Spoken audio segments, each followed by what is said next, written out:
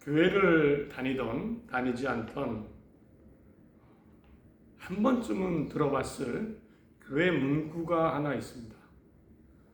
예수천당 불신지옥. 예수님을 믿으면 천국 가고 믿지 않으면 지옥 간다라는 뜻의 말입니다. 예전에는 교회에서 많이 사용했습니다. 예수천당 불신지옥. 교회뿐만 아니라 교회 밖에서도 지하철이나 길거리에서도 간혹 듣기도 했습니다. 그러다 어느 순간부터 잘 사용하지 않게 되었죠. 강하고 오히려 부정적인 이미지를 줄 수 있어서 요즘에는 예수천당, 불신지옥 잘 사용하지 않습니다. 그러나 저는 이 표현을 잘 사용하지는 않지만 이 문구를 믿고 있습니다. 특히나 예수천당을 믿고 있습니다. 예수 믿으면 구원받는다. 예수 믿으면 천국에 간다. 저도 이 문구 예수천당 불신지옥 너무 강해서 잘 사용하지는 않지만 물어보면 이야기할 수 있습니다. 그리고 특히나 예수천당은 누구에게나 이야기할 수 있는 또 제가 믿고 있는 희망입니다. 예수님을 통해 구원이 있기 때문입니다. 사실 예수천당은요, 예수 믿으면 구원받습니다. 이것은 신약 성경의 어쩌면 유일한 메시지입니다. 중심 메시지입니다. 사도행전 16장 31절에 이르되 주 예수를 믿으라. 주 예수를 믿으라. 그리하면 너와 내 집이 구원을 받으리라. 신약 성경은 축복에 관해 쓰여지지 않았습니다. 전혀 아닙니다. 신약 성경의 말씀들을 축복으로 읽으면 잘못 해석한 겁니다. 어디에도 성공이나 잘 살고 부유함에 대한 말씀이 없습니다. 계속해서 반복하는 것은요, 예수님과 죄 용서와 구원입니다. 예수천당입니다. 그래서 이 예수천당은 신약 성경의 가장 중요한 또 유일한 핵심 메시지입니다. 그런데 문제는 요즘에는 신약 성경이 여전히 있고 동일한데 예수천당이라는 말을 잘 쓰지 않는 것을 넘어서 이제는 구원의 소망이 약해지고 있다고 그런 시대라고 느낍니다. 성경의 메시지는 여전히 예수천당인데 이 성경의 메시지가 힘을 잃고 사람들의 마음속에서 희미해지고 있습니다. 시대적으로 세상의 영향이 크기 때문일 겁니다. 무엇보다.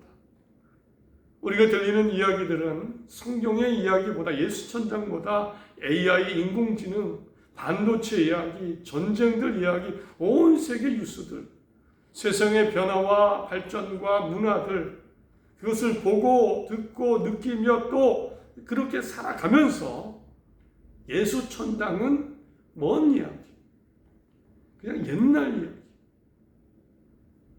우리는 그래서 일주일에 한 번도 어쩌면 예수천당이 마음에 떠오르지 않을 수도 있는 그런 시대를 살고 있습니다. 예수님은 이미 이것을 예견하셨죠.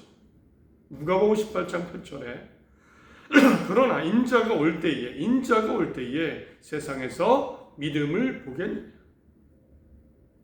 내가 다시 올 건데, 하나님의 나라를 위해 다시 올 건데 그때에 믿음을 보겠느냐. 믿음이 희미해지고 작아질 수 있다는 경고입니다. 그래서 오늘은요, 예수천당 이야기라는 제목입니다. 구원이 희망이다. 예수천당 이야기를 나누려고 합니다.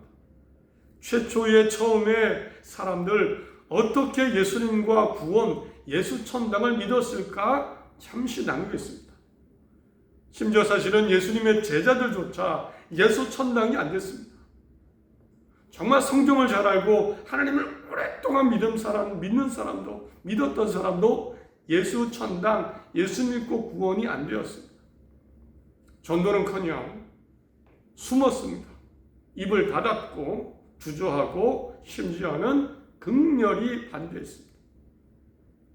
그런데 결국 제자들, 예수님의 제자들, 사람들, 어떤 사람, 예수 천당을 믿고 외치게 되었습니다. 성령님의 도우심입니다. 머리로 된 게 아니고요. 믿어야지. 이게 진짜겠지라고 그런 판단이 아니고요. 성령의 도우심으로 어쩔 수 없이 당연히 정말 확신을 갖고 믿게 된 이야기. 최초의 예수 천당 이야기입니다. 오늘 사도행전과 빌립보서를 중심으로 오늘 본문이 빌립보서 3장 5절 14절까지입니다.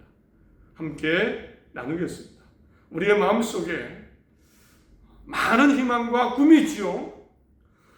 목표가 있습니다. 기대가 있지만 예수 천당, 이 구원의 정말 기대 소망이 우리 마음속에 다시 불같이 타오르기를, 오늘 하루 내일 하루 어떤 문제 속에도 이겨내고 살아갈 수 있는 예수 천당의 은혜가, 감동이 우리 마음속에 불같이 일어나기를 간절히 바랍니다. 이제 약 2000년 전으로 돌아갑니다. 예수님이 부활하신 직후입니다. 예수님의 남은 제자들, 죽은 가룟 유다를 제외하고 11명의 예수님의 제자들 모습을 보겠습니다. 처음에 예수님을 믿게 된 사람들이죠. 11명의 제자들. 예수님이 십자가에 죽으셨고 예수님이 3일 만에 부활하셨습니다. 그리고 제자들에게 나타나셨고 약 40일간 제자들과 함께 하셨습니다. 제자들 부활하신 예수님도 만났고 심지어 하늘로 올라가시는 것도 봤습니다. 그 다음에 어떻게 행동했을까요? 나가서 전도하고 예수님을 외치고 그랬을 것 같죠? 그렇지 않습니다. 전혀 그렇지 않습니다. 제자들 아무것도 하지를 못했습니다. 우선은요, 도대체 이게 어떤 의미일까? 예수님이 십자가에 죽으시는 것이나 3일 만에 부활하시는 것이나 죽으시고 부활하시는 것이 과연 나에게 무슨 의미인가? 하나님이 어떤 걸 계획하셨나? 아무것도 제대로 몰랐습니다. 부활하신 것을 봤습니다. 내가 부활은 이야기할 수 있지만 도대체 이게 무슨 의미인가? 아무것도 몰랐습니다. 그래서 아무것도 하지를 못했습니다. 정리된 믿음이 없으니까, 확고한 믿음이 없으니까 뭘 믿어야 할지도 모르겠고요. 또 믿음도 없으니까, 정리된 확실한 믿음이 없으니까 나가서 사람들에게 이야기도 못했습니다. 이것이 예수님의 부활까지 목격한, 하늘로 올라간 것까지 목격한 제자들의 그 현실이었습니다. 그저 모였습니다. 사실은 숨은 거죠. 나가서 외치지 못하고 숨어 있는 겁니다. 제자들 부활과 하나님 예수님의 하늘로 올라가신 것도 봤는데 현실은 예수 천당이 안 되었습니다. 그런데 이런 제자들 예수님이 이미 아셨지요. 그리고 늘 하시던 말씀이 있습니다. 이미 그 전에 하신 말씀이 있습니다. 요한복음 14장 26절에 보혜사 곧 아버지께서 내 이름으로 보낼 성령, 그가 너희에게 모든 것을 가르치고 내가 너희에게 말한 모든 것을 생각나게 하리라. 보혜사, 하나님의 성령, 영, 하나님의 성령이 임하시면 너희가 모든 것을 깨우칠 거다. 생각나게 할 거고 알려주실 거다. 이 말씀을 이미 하셨습니다. 또 부활하시고 하늘로 올라가시면서 유일하게 하신 명령이 있습니다. 나가서 전도해라가 아닙니다. 사도행전 1장 4절 이후를 보면 사도와 함께 모이사 그들에게 분부하여 이르시되 예루살렘을 떠나지 말고 내게서 들은 바 아버지께서 약속하신 것을 기다리라. 약속하신 것을 기다리라. 요한은 물론 세례를 베풀었으나 너희는 몇 날이 못되어 며칠 뒤에 몇 날이 못되어 성령으로 세례를 받으리라. 또 말씀하셨습니다. 약속한 것을 기다리라. 보혜사 성령. 몇 날이 못돼서 성령이 너희에게 임할 것이다. 이 말씀하셨습니다. 8절 9절에도 마지막에 올라가시면서 오직 성령이 너희에게 임하시면 너희가 권능을 받고 예루살렘과 온 유대와 사마리아와 땅끝까지 이르러 내 증인이 되리라. 이 말씀을 마치고 그들이 보는데 올려져 가시니 구름이 그를 가리어 보이지 않게 하더라. 제자들 아무것도 못했습니다. 사실은 숨어있는 거나 마찬가지입니다. 예수님이 이들에게 하신 말씀, 약속하신 것, 들은 거 있지 않냐? 약속하신 것 기다려라. 성령을 기다려라. 모든 것을 알려주시고 그때는 너희가 능력을 받아서, 너희 힘이 아니고 힘을 얻어서, 힘을 받아서, 능력을 받아서 내 증인, 온 유대 사마리아 땅끝까지 증인이 될 거다. 이 말씀을 하셨습니다. 그래서 제자들요, 기도하며 기다렸습니다. 방법이 그거밖에 없습니다. 함께 기도하며 기다립니다. 11명의 제자들, 예수님을 따르던 여인들, 예수님의 어머니, 예수님의 동생들, 한 다락방에 모였습니다. 총 숫자가 120명쯤 됩니다. 기도 말고 사실은 할 게 뭐가 있습니까? 그때 유일하게 한 거 있죠. 가룟 유다가 예수님을 팔고 목숨을 끊었습니다. 그래서 제자 한 명을 대신해서 뽑자. 마띠아라는 사람을 제비 뽑아서 뽑은 것, 유일하게 한 겁니다. 뭔가를 해야 되겠죠. 예수님을 알고 예수님이 진짜인 것 같긴 한데 정리는 안 되고 기도하며 한 것은 제자 한 명 뽑은 게 전부입니다. 그런데 드디어 사도행전 2장입니다. 모여서 기도하는 그 가운데 정말 약속하신 성령이 임했습니다. 2장 1절 이후에 오순절 날이 이미 이름에 그들이 다 같이 한 곳에 모였더니 호련히 하늘로부터 급하고 강한 바람 같은 소리가 있어 그들의 아주 온 집에 가득하며 마치 불의 혀처럼 갈라지는 것들이 그들에게 보여 각 사람 위에 하나씩 임하였더니 그들이 다 성령의 충만함을 받고 성령이 말하게 하심을 따라 다른 언어들로 말하기를 시작하니라. 맥추절입니다. 오순절 맥추절입니다. 맥추 감사절입니다. 첫 수수로 추수한 것으로 감사하는 그 감사절기에 드디어 하나님의 성령이 임했습니다. 급하고 강한 바람 같고 불의 혀처럼 갈라지는 것들이 각 사람 위에 임하였는데 다 성령이 충만해서 각각의 언어로 이야기하기 시작했습니다. 이때 일어난 일은요, 비로소 모든 것을 깨달았습니다. 십자가의 의미, 죽으심의 의미, 부활의 의미, 하나님의 계획, 구원의 길, 예수님은 하나님의 아들, 모든 것을 깨닫게 됩니다. 내 힘이 아닙니다. 하나님이 알게 하신 거죠. 이때부터 사람들은 예수 천당을 외치기 시작했습니다. 배운 게 아닙니다.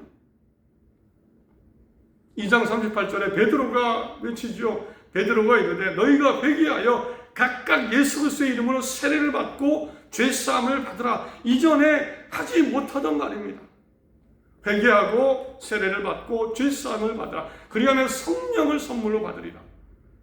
40절 또 여러 말로 확증하여 고나에 이르되 너희가 이 폐악한 세대에서 구원을 받으라. 이제부터 말하기 시작합니다. 이제부터 예수 천당을 얘기합니다. 최초의 예수 천당 이야기입니다. 이후 제자들 고난을 당합니다.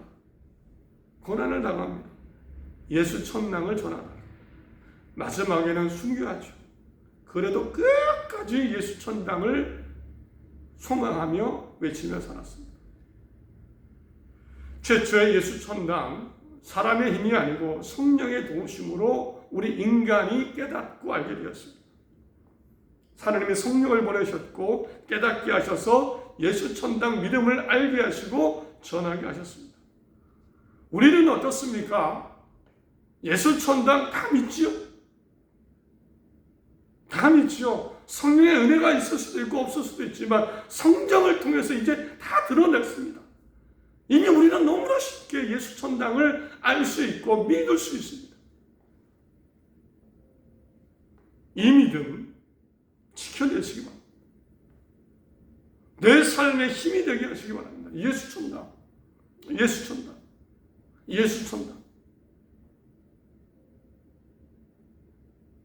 신비하고 놀라운 하나님의 선물 같은 겁니다.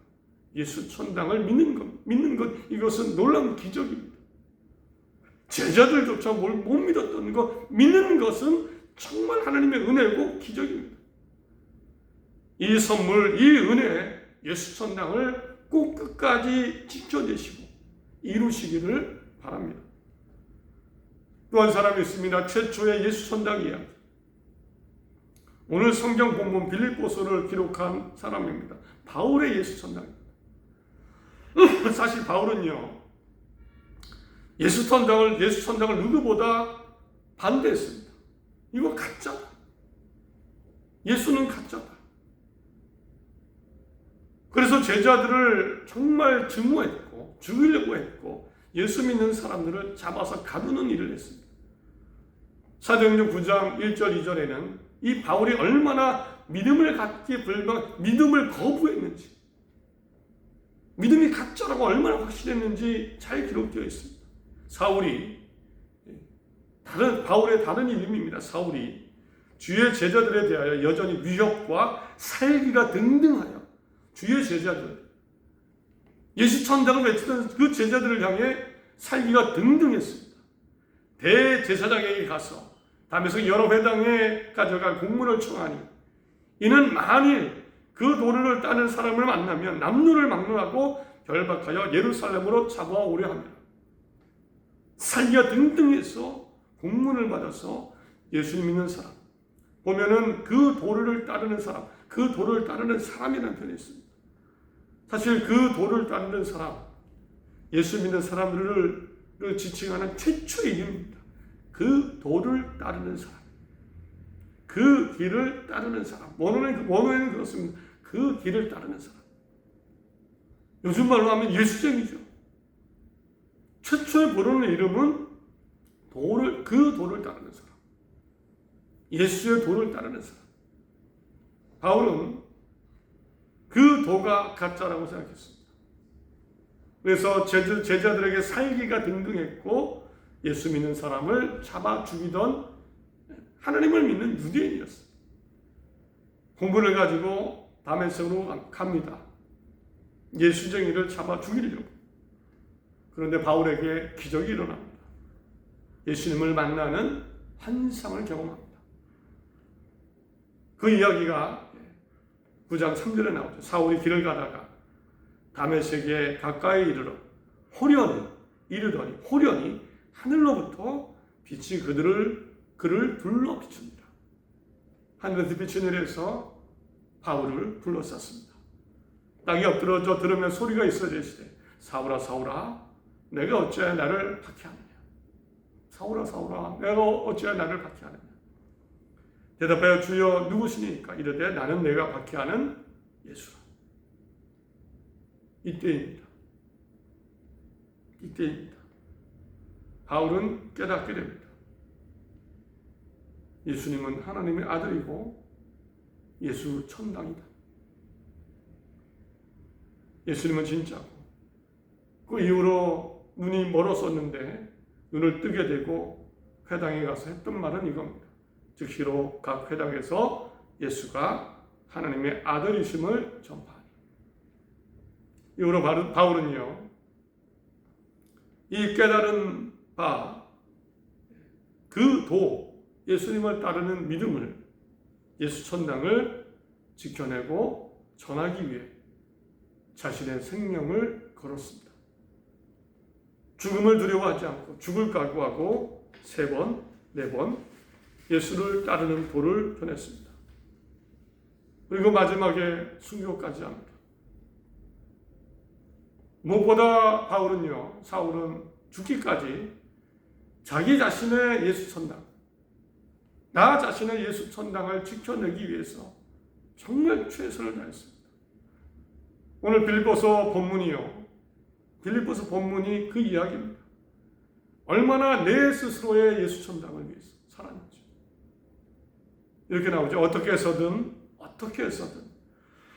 죽은 자 가운데서 부활에 이르려 하노니 내가 이미 얻었다 함도 아니요 온전히 이루었다 함도 아니라 오직 내가 그리스도 예수께 잡힌 바 된 그것을 잡으려고 달려간다. 형제들아 나는 아직 내가 잡은 줄로 여기지 아니하고 오직 한 일 즉 뒤에 있는 것을 잊어버리고 앞에 있는 것을 잡으려고 표대를 향하여 그래서 예수 안에서 하나님이 위에서 부르신 부르심의 상을 위하여 달려갑니다. 빌립보서는 바울이 감옥에서 쓴 편지입니다. 로마 감옥에서 쓴 편지입니다. 간절함과 당당함이 느껴지십니까? 예수 천당을, 나의 예수 천당을 향해서 어떻게 해서든 구원에 이르려 하노라. 어떻게 해서든 나의 예수 천당을 이루려 하노라.